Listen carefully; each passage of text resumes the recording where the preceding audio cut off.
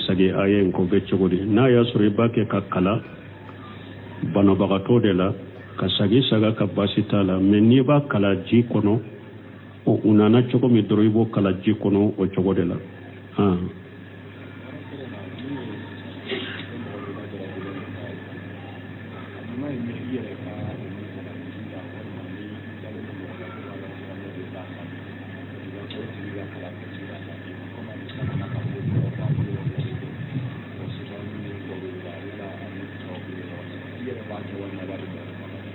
ko anyenin do munun fo e yere de bake ube iba idalembe mo mi may beta o de kake ko pasika fora ko mo ba be wolon fula ube do arjanna kono fidenya afo ulu kono la yesta kuna utani ni mo fe ku salo o abenyu maye yere de bake ni mo min beseni ayaw kalanina anyuma mbeyede itese mo ma folo iyere de bo ke ti yere furakenu ye komi seko nyafo chogomi iki dusukun kalashi ki dusukun nyesi alama ka ala wole ni dusukun ciya tigiyaye ka ala wole ni oye ki jigida alaka iyere de ba ke folo ode kanye kateme fembeka o ni mo min yere tese kan nunun kala de sa wala e dalem be mo min ka tawhidila ana ka sunna ni ko nyogambilen ta bolo ibeta obo o kala iye o ibnu mbaji nyinin kana ni wa shaw salif fawzan nyinin kana rayere mun fo mo babbi wolon fula min be do arjanna kono nu kam man ko to e uta nyin mo fe ku salo ko yala ni mo min banana itara yere dogotoro sola katire furake ibe bonni mo babbi wolon fula lawa ibnu mbaji e fawzan ko ayi nin fasamantayin fora nin koyi tawakkulu ani tauhidi ani kapko da alaka hadisain fora no de fasamantai men ni darura de nana mu'minna darura de e la shenin bara in kere nga yake amba jigi de bo mo be wolon fulay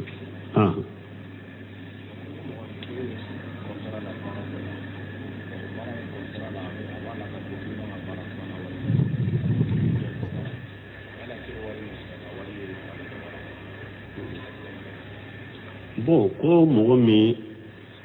kontora be eni doce be baraka fe abe kontora in kono ikana bara woreke e bi de kata bara woreke ko o wori halalay bolowa o wori halalay bolo me iya tigi jamfali min ko de junubu pila jamfan junubu de be ela me ni e tara woro min bara e ya ake wori bara dagalende la wori ndiri mani bara dagalende ika wori dagalende yede me jamfande junubu bila ciden ko man qassana fa laysa minna akoni mo mi nyan jamfa itandoye iyen nin jamfale minke o de junubu bika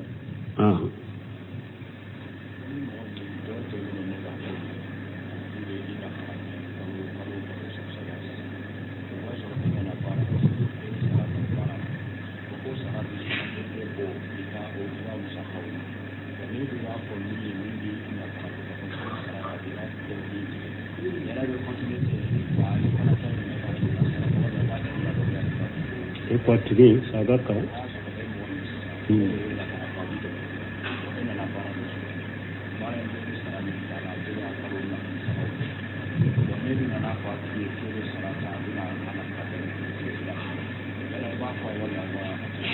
bon ko mo de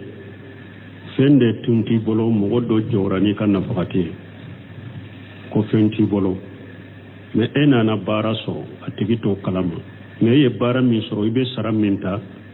wati kan na fati ko me yere baro ni ya fo ni nya fana ko ye bara soro abe akan na fakati tike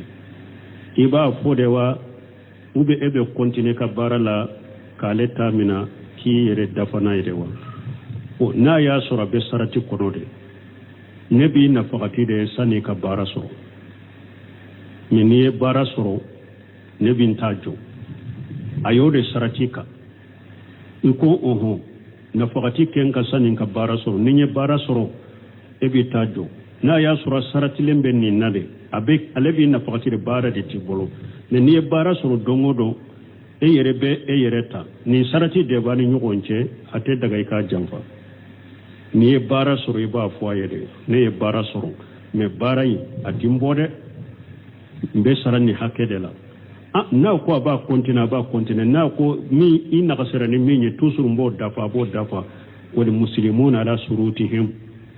silamɛw b'u ka sarati de kan n'a y'a sɔrɔ sarati kan de don ni ɲɔgɔn cɛ o bɛ fɔ a ye de ou bien n'a y'a sɔrɔ sarati kan t'an ni ɲɔgɔn cɛ komi ale ye fantan ye seti ye a jɔra ni i ye hali n'i ye baara sɔrɔ sarati t'an ni ɲɔgɔn cɛ ko a ka dɛmɛ sarati ye de sanni ka baara sɔrɔ t'an ni ɲɔgɔn cɛ a ma wajibi e kan e ye baara min sɔrɔ k'i b'o fɔ ala ye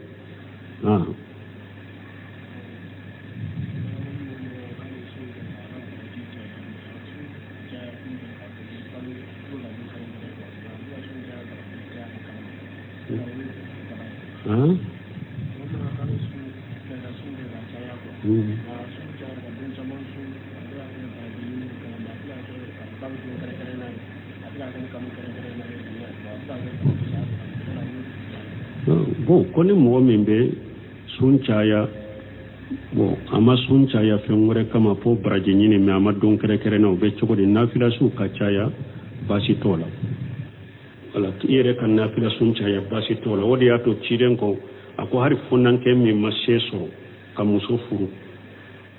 ayiwa nege fana bɛ e la mais i ma se sɔrɔ ka muso furu a ko i ka sun caya sun bɛ kɛ sababu ye ka dɔ bɔ i ka sahawa ni ka nege la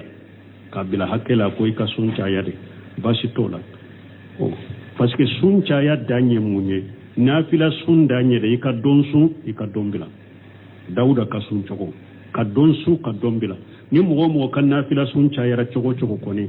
a kana tɛmɛ o kan ka dɔn sun ka dɔn bila mais sinon n'i ma se o ma i ye sun caya cogo cogo ni nafila de don i ma kɛrɛkɛrɛ denw ni fɛnw ye baraji ɲini baasi t'o la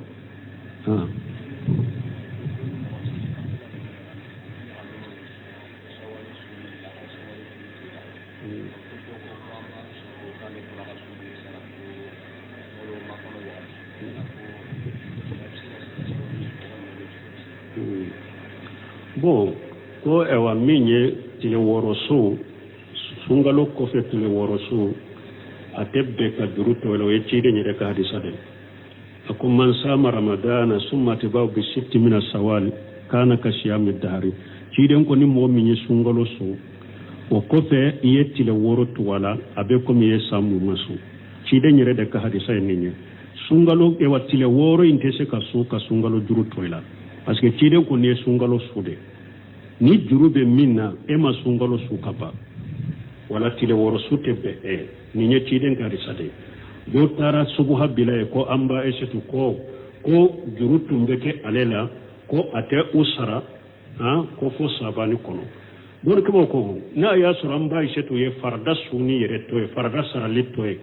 ciden ladonni kama a ka nafila tɔ ye baasi de b'o la an baasi tun bɛ a ka ewa sunkalo juru minnu kɛra la a b'u sara yagaruya fo juru hakɛ min b'a la n'o ɲɔgɔnna tɔɔrɔ ani sunkalo cɛ a b'u sara nka tun b'o kɛ mun kama ciden ladonni kama ciden ka ladonni de kama an baasi tun bɛ nin kɛ dɔnni kɛ b'a ko ni a ye farada yɛrɛ sarali tɔ ye fo ka na ewa sabani la ka nafila su in tɔ ye ciden ladonni kama baasi b'o la o an baasi t'a maana ye nin de mais a tɛ bɛn i ka tile wɔɔrɔ sun ka juru to i la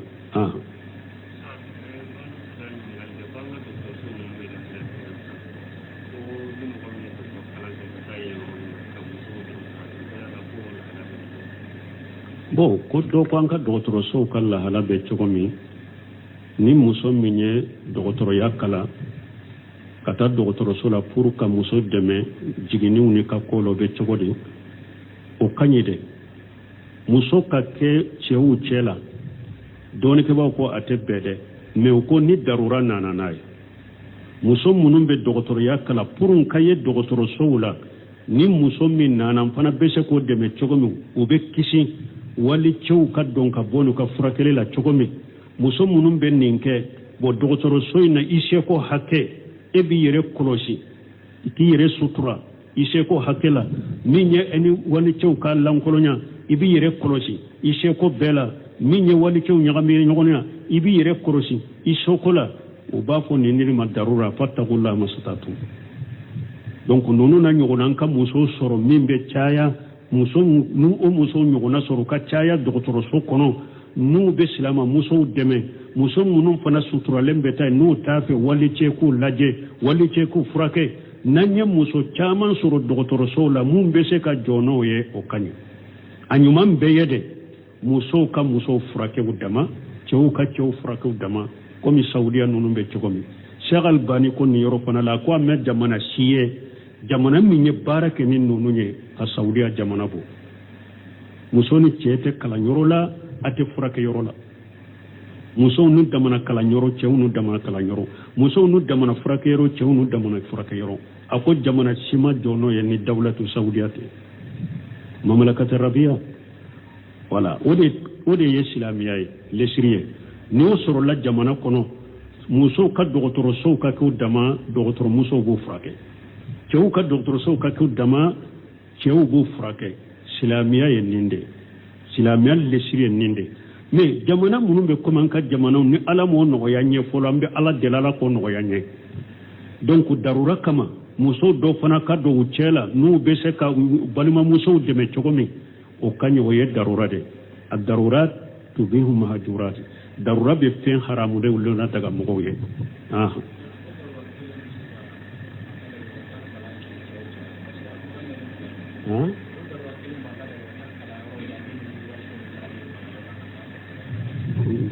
bon ko darura imbe se ka ka dogotoro kala in fana keba bon ni dogotoro kala ni jamana wajibi dirolama nan ka wajibi dirolama fo muso be ka soro ka dogotoro yakala ka muso kala o ka muso frate bon o dogotoro kala mi muso munun tara fana ko ka kala u ba kala yoro mi atenya cewni muso be nyagambe abed daga u ka do ala me amba ko togo me adaruratu yuqaddaru bi qadarihi ubu yere korosi ko bela wali cew lankolonya wali cew nyagami nyogonya u yere ke yere sutura ko hakke bela nu ka darura hakke yube kala inke puru bese ka silama muso furake chogomi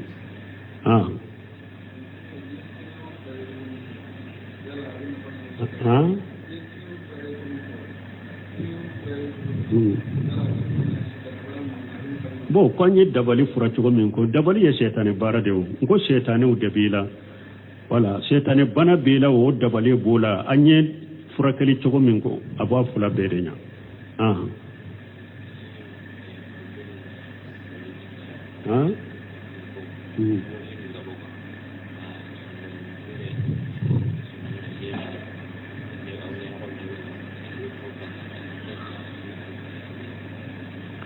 ko do ko kunko chayara aleka fo ale duskumbe koro ajabe tige na yarambe mu foye folo ikakko da alaka o man yattaqillaha yaj'al Allahu makhrajan wa yarzuquhu min haythu la yahtasib ambe furo min fuye isra alanye fulanna ko da alaka o man yatawakkal ala Allah fa huwa hasibuhu ni mo min yikakko da alaka alabi wasa isra alanye yikakko da alaka ika alabato chaya alabato yiko chaya farda salun ijantula farda sun ijantula ni shetigi de ye kana furo jakabo parce que afule de hada made funan shriya abeke hada made ka beke sababu ka dusukun fere di mogoma funan shriya ke ni ye shetigi ye funan shriya ke ikanna pakati ko ikatoka sadaqatu bo ani nyuma ya keli abeke sababu ka hada maden dusukun fere ka dusukun fere de di hada madema ani kasiralanye ka koda alaka ka bato chaya farda sallu iku jantola ika farda su iku jantola ni na fulutigi iki ka jakabo sufela la ika nafila ika sufen nafila uke arawatibu nunumbe farda uko fi ika jija wula azikaru sabahu masa sogoma wa jikru munumbe fo ika to kulufo ula fe jikru munumbe fo ika to ka ulufo ka qur'ana kalan chaya ni kalamba ibe sika qur'ana kala ika qur'ana kalam chaya kamugo ka hakew doma ni mo to nyari fe munum dugu fe iku sagi ki re korosi mo to nyoma inne mina ka bo hada madon korofole nu kan ne me yama iki idusukun jeya kata alaka jonyuma alaka joma mogo ka besen koniyani mogo ka hasiriya ulu kana soro idusukun kono ni hada madem min ba fe idusukun ka fere be nununke la ilaha illallah wahdahu la sharika lahu lahul mulku wa lahul hamdu wa la kulli shay'in qadir sogoma iba fo sinyakeme wala fe ba fo sinyakeme ibe to kan nununke nunun be ke sababu ka dusukun fere di hada madem alaka degunni hammini kamini dusukasin mun be silamo ko ala ko wuli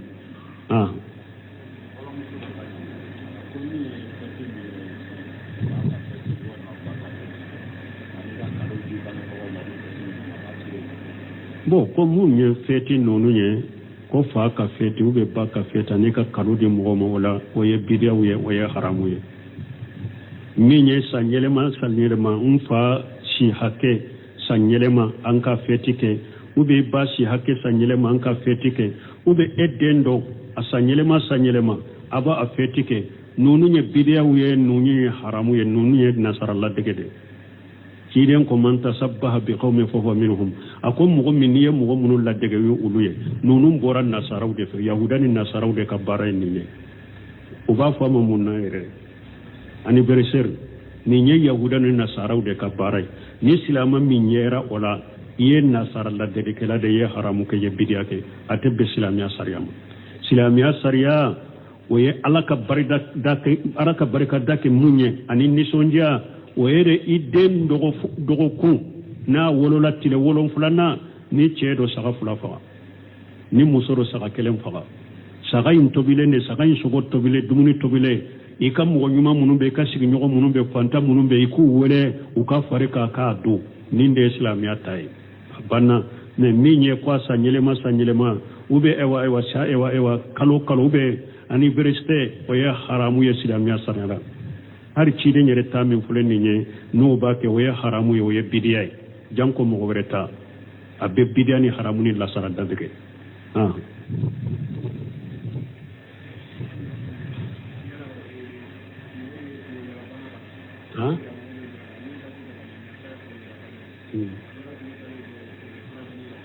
bo ko ya furakele sugo mun konkura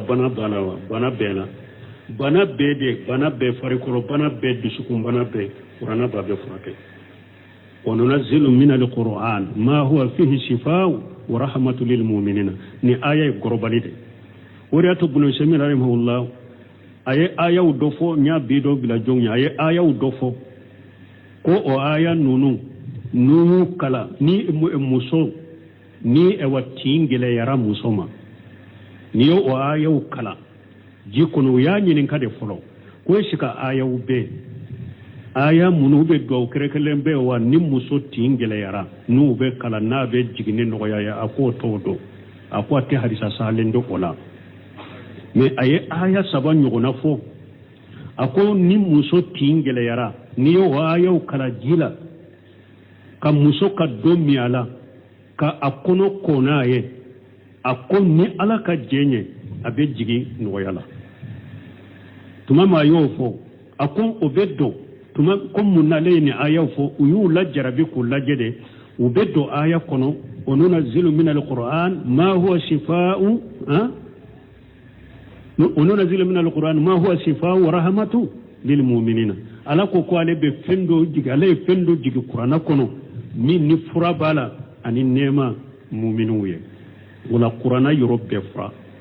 qur'ana be fari koro kenema banaw furake qur'ana be dusukun furake qur'ana ka furakeli a togoya fulani lesire munye dusukun furake ka dusukun furake komi nin fula ka fo togo me ko ale ka dusukun be koro fo jabe tigena yere qur'ana o shifa'u lima fi sudur ala ko qur'ana ye furade bana munun be dusukun kono qur'ana ye wulu ka furade qur'ana fural lesire ye ode me atabali fari koro bana fana qur'ana be furake parce que hadisa salew nanola komi ciden ka sheba ba sedul qudri utara dugu dola ani ciden ka sheba utara ko dugu tigi ku bismillah ulu ye duna unde dugu tigi anaka dugu mo ku tu bismillah banna ku bismillah abu sedul qudri naka ewa mugo bora utara dugu kofe utara sigiye ala ye dugu tigi nunu la jarabi banna ka ciden sheba munum bismillah la yu la jarabi dugutigi yere bagan fen do ya ki irwayo do la bunteni aya ki me bagan jugu yara duguti ka dalen do tese ka halwudi bagan bolo uye fura sugu be nyini u desara awa doko duna munun nana jiganka namma soku bismillah fle dugu ko felayna anta to fana segere la alla na fura kele kala ni salo kala soro bolo e utara uye konya dugu tugi ntalende bu bolo da tese ka tama uya takatana uye kolla kali awu sere kuduro de tunyu sebo nyema ado ko tama ina ako aha uko yala salo kala bo awla wa ko yese do ka salo amenta ke fude parce que annana jiga auka harisa sarahu bago ko ala ye hikma dunkede ala kiri tigelade tuma mi banna ka shebo ka hakke duma uka dunanya hakke duma de ala ye ninke pura bu ka dunanya hakke bu bolo chokobe akonta ke fude aban sarade uko ba groupe do tumbu bolo ri hakke do tige ka bo bawla ko ambe nindima aye suratul fatiha kanaka dugutigi tarabasula kera kome fentun tala bagambe tara tarabasula kake kome foi tala amma bo sere ko dire ko an kana ba nonon tilade ne yen ninke nta do daga len do nyaw do daga len tanye fon ka se cidem na yem min fola utara uya nya fo cidenye a ciden ko ayu tilaka ne yere ni yorobo harisa saro ba ko cide choko ko tala de parce que yen nin fana kede na ko shebo dama ko tilama fenta la dusukunte fere aku ka yire tabo pour ka yirula ala daga len do wiye foi tala ay ne yire tabo akom men min la dunya wa ko fatia urokiya akwa ko qur'ana ye furade wala donc qur'ana be bana fulay mbede furate fari qurbana bana be ire salo ni qur'ana ye ni dusukun kalashe ani ki dusukun yesi alama ani ka ala delene cinya tigiyaye ala bi furake qur'ana te dese fonna ni ala yalla tiga ala bi furake nay abe fari qurbana kene fari qurbana ma bana furake abe dusukun furake ni aya koso wa alaikum salam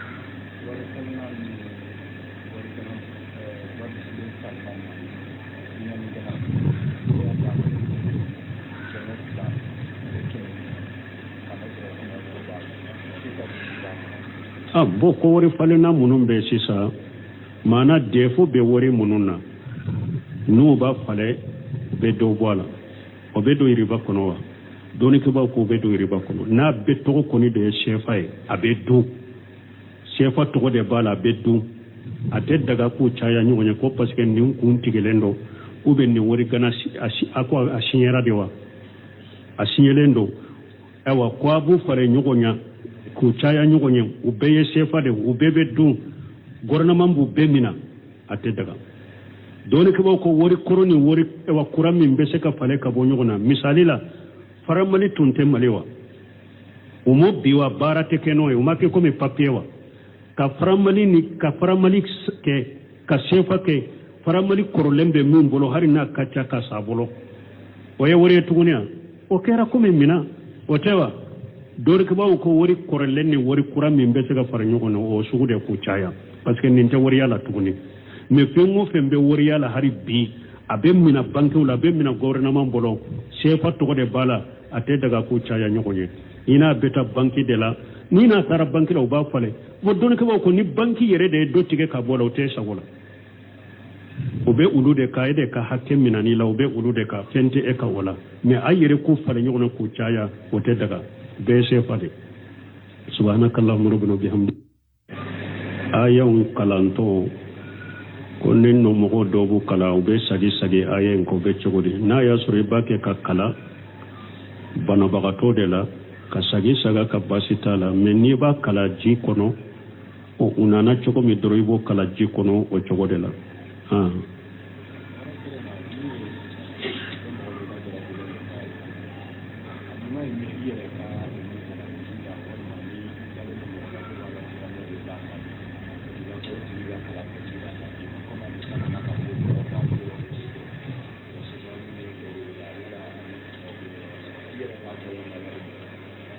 ko anyen nin do munun fo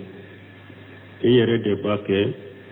ube iba idalembe mo mi mai beta ode kake ko pasika fora ko mo ba be wolon kula ube do arjanna kono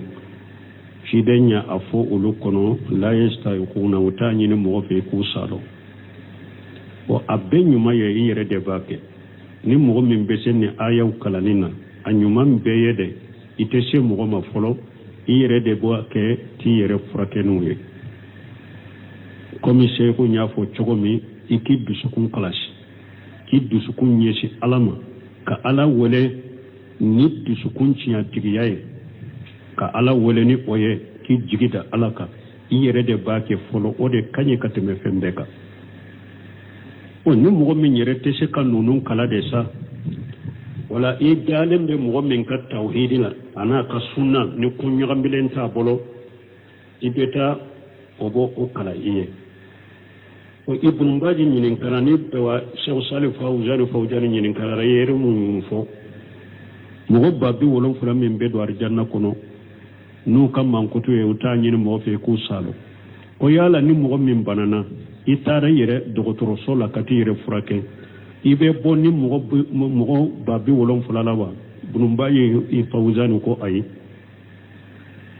nin fasamanta yin fora nin koyi tawakkulu ani tauhidi ani ka koda alaka hadisain fora no de fasamantaye men ni darura de nana mu'minna darura de ella senin bara in kere ngaya ke amba jigi de bo mo be wolon fulayno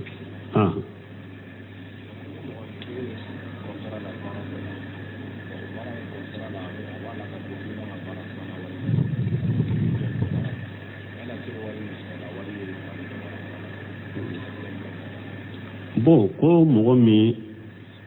kontora be eni doce be baraka fe abe kontora in kono ikana bara woreke ebi de kata bara woreke ko o wori halalay bolo o wori halalay bolo me iya tigi jamfale min ko de junubu pela jamfan junubu de be ela neni e tara woro min bara e ya ake wori mbara bara dagalendela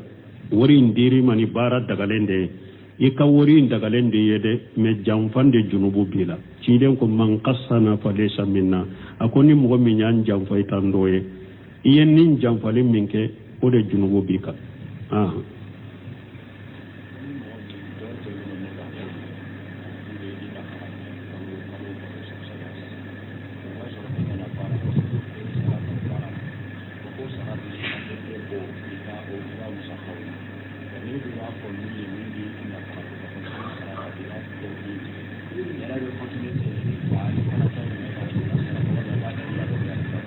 Equatri, Sagaka.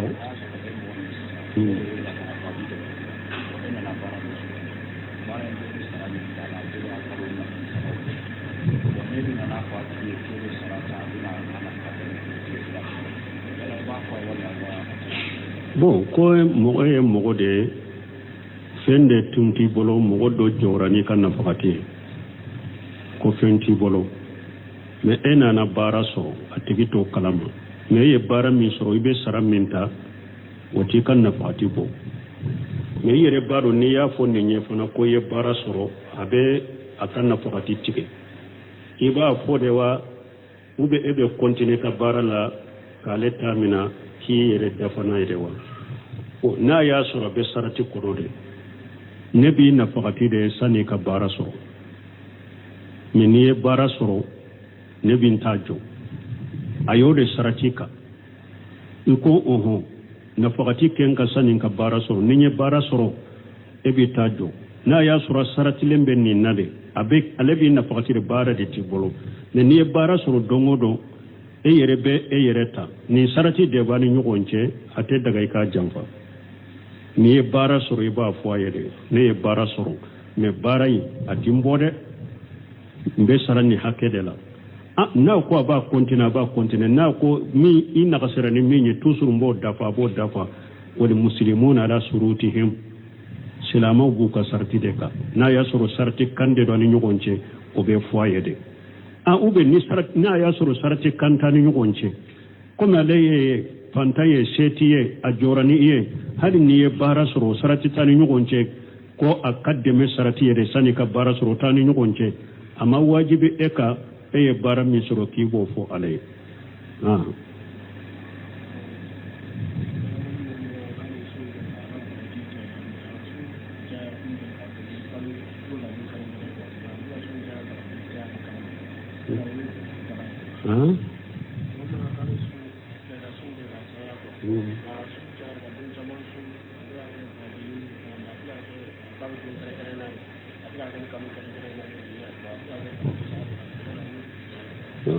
ko ni mɔgɔ min bɛ sun caya a ma sun caya fɛn wɛrɛ kama fo baraji ɲini mɛ a ma don kɛrɛkɛrɛ na o bɛ cogo di nafila su ka caya baasi t'o la ala i yɛrɛ ka nafila sun caya baasi t'o la o de y'a to cilen kɔ a ko hali funnankɛ min ma se sɔrɔ ka muso furu